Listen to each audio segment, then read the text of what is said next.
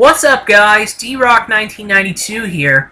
For this next video and for my next movie review, I'm going to be reviewing a movie that came out this year back in February, I believe. Yes, February 5th wide release. It was a movie, it's a comedy film, and it is Hail Caesar. Hail Caesar was directed by Joel and Ethan Coen, popularly known as the Coen brothers. The Coen brothers are a famous pair of directors who've directed many different films, or have been involved with films like The Big Lebowski and Raising Arizona, Barton Fink, No Country for Old Men, True Grit, and more. Oh Brother, Where Art Thou, and more. I mean, these guys have been very, very successful at the directing game, or producing, or whatever they've done for their movies.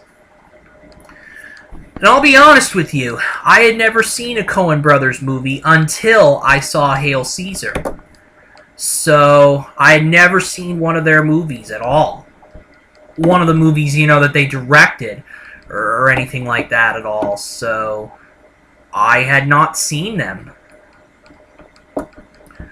So, going in, I heard of the reputation of the Coen brothers.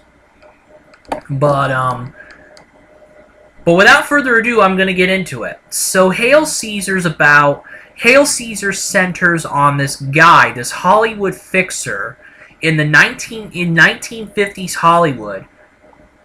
First of all, the cast, however, of this film is impressive. Josh Brolin, George Clooney, Ray Fiennes, Jonah Hill, Scarlett Johansson, Channing Tatum, Tilda Swinton. It is a huge cast, a big-time cast for this movie. So, yeah, anyway, Hail Caesar's about Josh Brolin's character is a Hollywood fixer who fixes a lot of personal and professional problems in the film industry where he works. And this fixer is working in the Hollywood film industry in the 1950s. So the major thing he has to do is try to discover who it was that kidnapped a big-time star of a Roman epic called Hail Caesar.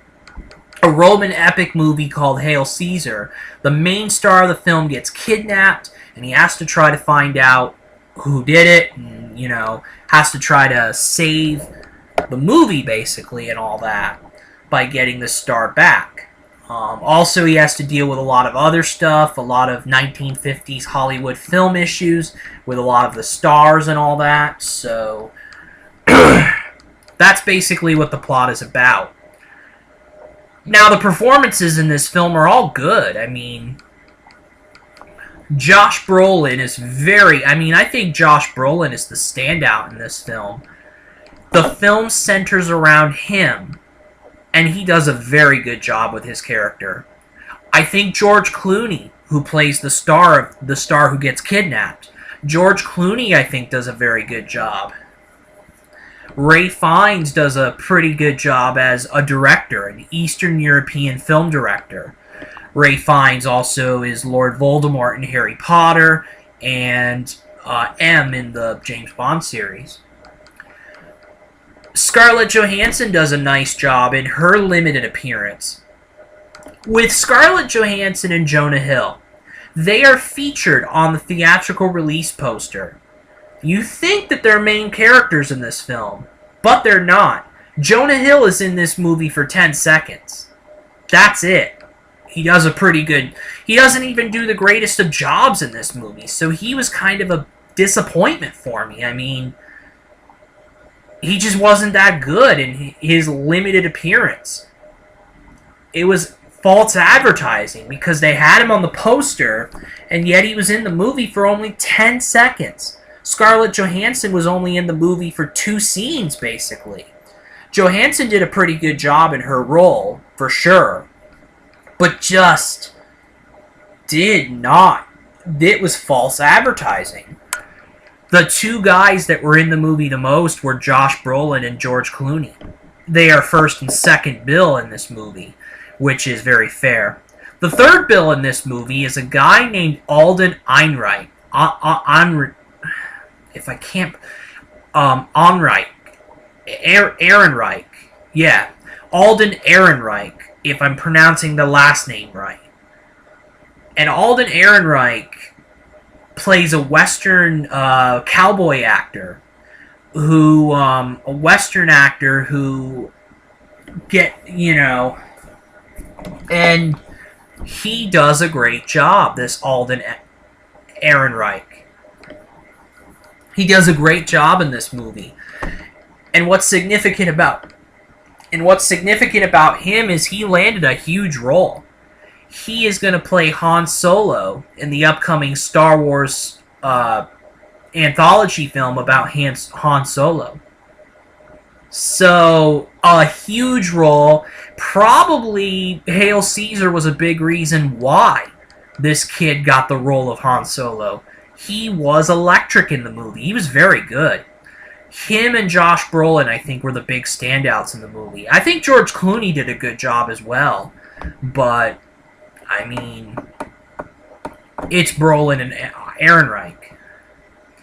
So, Hail Caesar, overall as a movie, is a good, solid movie. I really think so. You really get a good feel for 1950s film and what film was like in the 50s.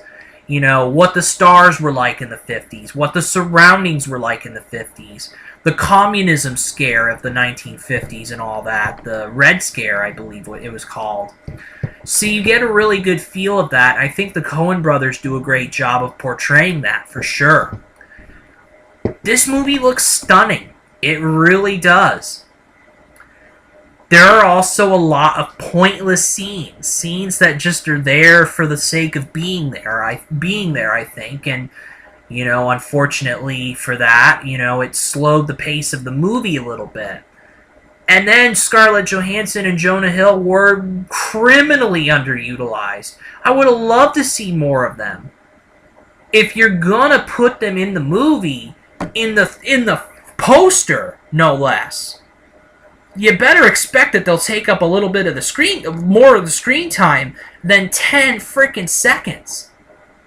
And 2 scenes. I mean, Scarlett Johansson with the 2 scenes, and Jonah Hill was only in the movie for 10 goddamn seconds. And he's on the fucking poster. Pardon my language, but wow. That was false advertising right there. And he was featured in the posters as well, but again, only in the movie for 10 seconds.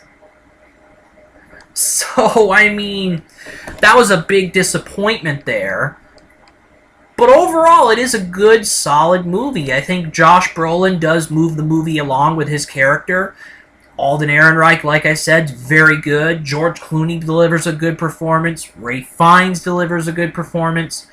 So there are good performances throughout. And, you know, the 1950s in Hollywood at that time was accurately portrayed by the Coen brothers. For the Coen brothers, Hail Caesar is a love letter to Hollywood of the 50s and all that. It is an absolute love letter, and it shows. So overall, I'm going to give this movie a 3 out of 5 stars for a solid, good movie. There were lackluster moments in the film. It did lag a little bit, and some of the characters, as I mentioned, were underutilized, but overall, this is a good, solid movie. Would I watch it again? Probably. I'd watch it again, probably. You know, and I appreciate the nod to cinema in the 50s and all that. I really do appreciate it, you know. It was interesting to learn about what film was like during the 50s and all that. Very radically different from what it was today. For one thing, the movie star was so prevalent in the 50s. Was so prevalent. You could build a film around a big star. You can't do that as much anymore now because you have franchises and all that and all that good stuff. So there's not really, the era of the movie stars pretty much over in this era. But The movie, again, very good. It was a solid, good movie. And I would definitely recommend it for the film purists and just fans in general of film. So I definitely would recommend it.